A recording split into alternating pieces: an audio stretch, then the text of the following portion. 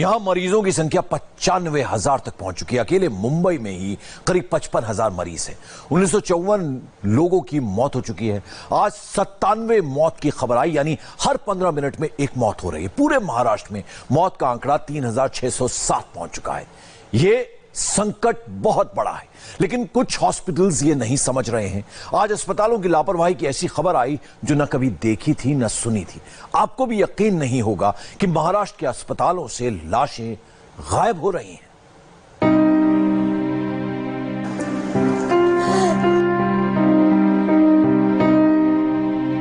इंतजाम जो है सही नहीं है यहाँ जी। पेशेंट की तरफ कोई ध्यान नहीं देता है जी। पापा की 2 दिन ट्रीटमेंट हुई ही नहीं, वहाँ के डॉक्टर ने ट्रीटमेंट की ही नहीं। हमें सुबह फोन आया कि आपकी दादी उसी हॉस्पिटल के बाथरूम में मृत अवस्था में पाई गई है। कोरोना क्या हो गया? दुर्दशा हो गई। और अगर इलाज के लिए अस्पताल चले गए तो जिंदा वापस आएंगे, इसकी कोई गारंटी नहीं है। जिंदा की बात तो छोड़िए, मुर्दा भी आप मिल जाएं तो शुक्र मनाइएगा। एक नहीं, महाराष्ट्र के अस्पतालों की अव्यवस्था की ऐसी दर्जनों कहानियां हैं।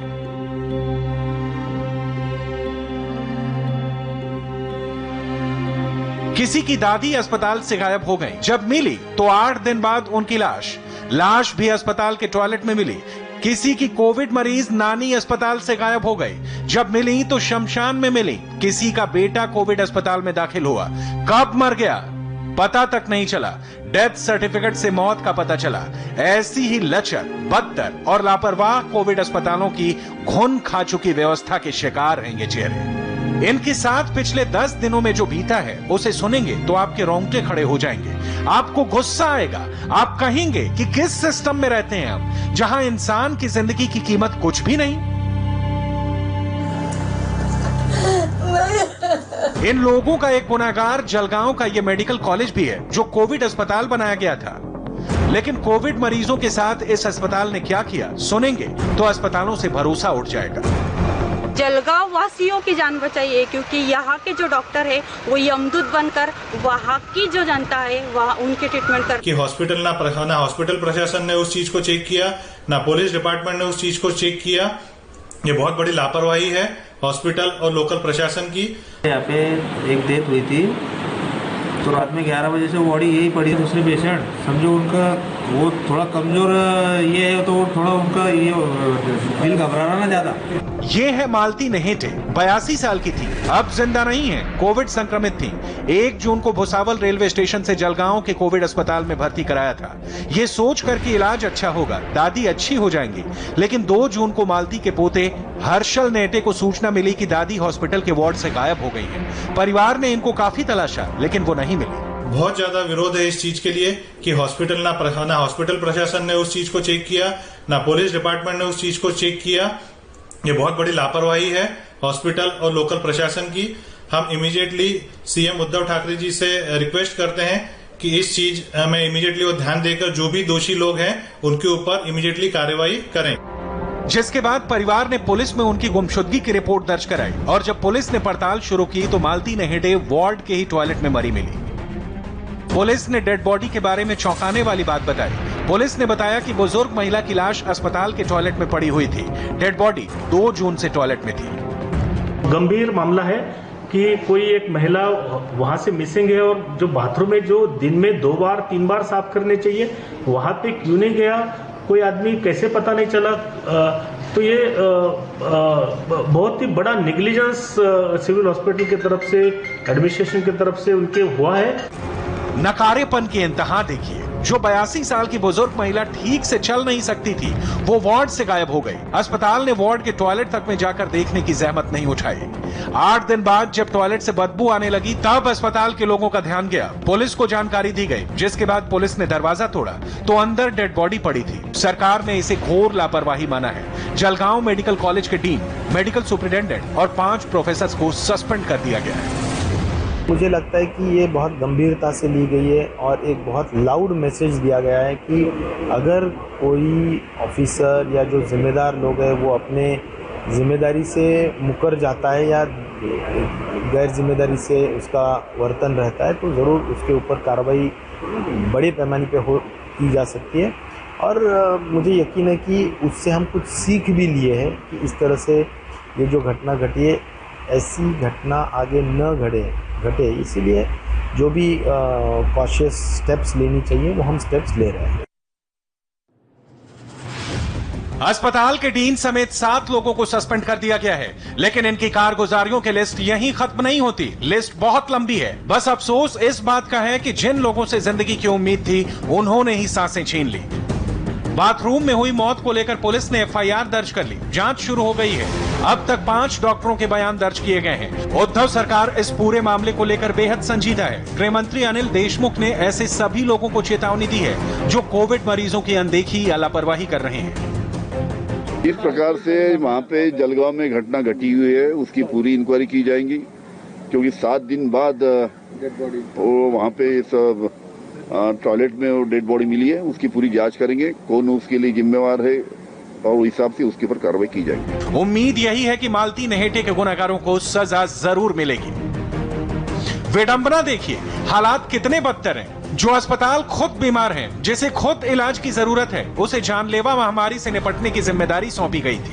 कोरोना के फ्रंट लाइन वॉरियर थे 53 साल के पुलिस हेड कांस्टेबल आनंदा गजरे। सांस नहीं ले पा रहे थे। घर वाले प्राइवेट अस्पताल लेकर पहुंचे। उन्होंने कह दिया कि पहले कोविड टेस्ट कराओ। कोविड अस्पताल लेकर आ गए, दाखिल तो हो गए, लेकिन जिंदा नहीं लौटे। अगर महामारी, इतनी बड़ी बीमारी जो पूरे विश्व में फैली हुई है, ये जानने के बावजूद कौन से डॉक्टर को सैटरडे और संडे छुट्टी मिलती है? जो छुट्टी के लिए मेरे पापा की 2 दिन ट्रीटमेंट हुई ही नहीं, वहाँ के डॉक्टर ने ट्रीटमेंट की ही नहीं। फिर मंडे को उनका एक्सरे निकाला गया। मंडे को एक्सरे निकालने के बाद सीधा हमें बोला गया कि उनकी कंडीशन अब स्टेबल नहीं है, किसी भी वक्त कुछ भी हो सकता है। जो 3 दिन उनको शुगर की ट्रीटमेंट मिलनी चाहिए थी, निमोनिया की ट्रीटमेंट मिलनी चाहिए थी, वो मिली ही नहीं। और चौथे दिन हमें सीधा बोला गया कि आपके पापा की तबीयत बहुत नाजुक है, उन्हें कभी भी कुछ भी हो सकता है। और 5वें दिन उन्हें सीधे वेंटिलेटर पे रखा गया और उसके बाद उनकी डेथ हो गई। एक कमाने वाले थे, 3 बेटियां और 1 बेटा था। पूरी जिम्मेदारी थी परिवार की। बेटियों का सीरियस इल्जाम है कि अस्पताल वालों ने इलाज में लापरवाही नहीं की होती तो पापा की मौत नहीं होती। नहीं पता चलता जलगांव के सिविल अस्पताल की कारगुजारियों की। कोरोना अस्पताल में कोने कोने पर बद इंतजामी के सबूत नजर आए। अस्पताल के ही मरीजों ने इंडिया टीवी को ये वीडियो भेजा है। कोविड वार्ड में कोविड पॉजिटिव की मौत हो गई। अगल बगल में कोविड सस्पेक्ट मरीज थे। रात 11 बजे डेथ हुई। सुबह 4 बजे डेड बॉडी को अस्पताल ने हटाया। 5 घंटे तक मौत और संक्रमण के खौफ के साथ मरीज जागते रहे। तो रात में 11 बजे से बॉडी यही पड़ी थी। वो 40 गाँव की डेथ थी। अच्छा। उसको सवेरे 4 बजे उठाया लोगों ने बॉडी उसकी। सवेरे 9 बजे डेथ हुई है, उसको 12 बजे उठाया। और जो दूसरी डेट है वो कहाँ की थी? दूसरी डेट फैजपुर की थी। उसकी वजह से यहाँ पे जो पेशेंट है, दूसरे पेशेंट समझो उनका वो थोड़ा कमजोर ये है, तो थोड़ा उनका ये दिल घबरा रहा ना ज़्यादा। बॉडी उठाए और दूसरा पेशेंट उसकी सफाई करे नहीं, कुछ नहीं करे, और दूसरा पेशेंट ला के वहाँ पे तुरंत डाल दिया उन्होंने। कोरोना मरीज और संदिग्धों के साथ जलगांव के सिविल अस्पताल ने कैसा सलूक किया, उसकी एक और तस्वीर सामने आई है। पहले इसे देखिए, फिर इसके बारे में बताएंगे कि हुआ क्या है।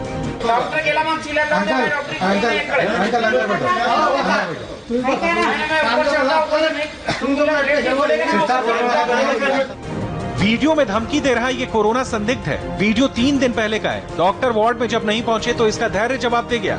एक तस्वीर और देखिए, जिस दौरान ये परेशान होकर कूदने की धमकी दे रहा था, उसी वक्त डॉक्टर नीचे खड़े थे, लेकिन कोई रिस्पांस नहीं आया। अस्पताल की लापरवाही पर एक्शन शुरू हो गया है। अब एक उम्मीद जगी है कि अस्पताल मरीजों के साथ रवैये में सुधार करेंगे, हर एक जिंदगी की कीमत समझेंगे।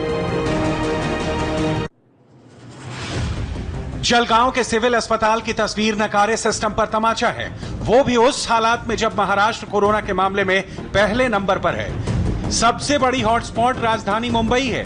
यहां के भी एक अस्पताल की चौंकाने वाली कहानी आई है, वो भी बताएंगे। पहले वो आंकड़ा देख लीजिए जो ताजा ताजा आया है। महाराष्ट्र 95,000 केस, मुंबई 55,000 केस, मुंबई 24 घंटे में 97 मौत, मुंबई हर 15 मिनट में 1 मौत हो रही है। ऐसे में अस्पताल अगर लापरवाही करेंगे तो स्थिति संभालना मुश्किल हो जाएगा। मुंबई के अस्पतालों का भी हाल कुछ अच्छा नहीं है। इंडिया टीवी संवाददाता सायन हॉस्पिटल बीएमसी पहुंचे, जो बड़ा कोविड अस्पताल है। वहां पर पहले तो अंदर जाने की परमिशन नहीं मिली, लेकिन हॉस्पिटल के बाहर जो लोग मिले उनकी ऐसी दर्द भरी कहानियां सुनने को मिली जिसे सुनकर आपका भी दिल बैठ जाएगा। इस हॉस्पिटल में विकास सिंह के पिता बहादुर सिंह भर्ती थे। जब हमारे रिपोर्टर जयप्रकाश सिंह को विकास मिले, तब तक पता नहीं था कि सायन अस्पताल में कोविड मरीजों के साथ क्या हो रहा है। सुनिए, बहुत गुस्सा आएगा।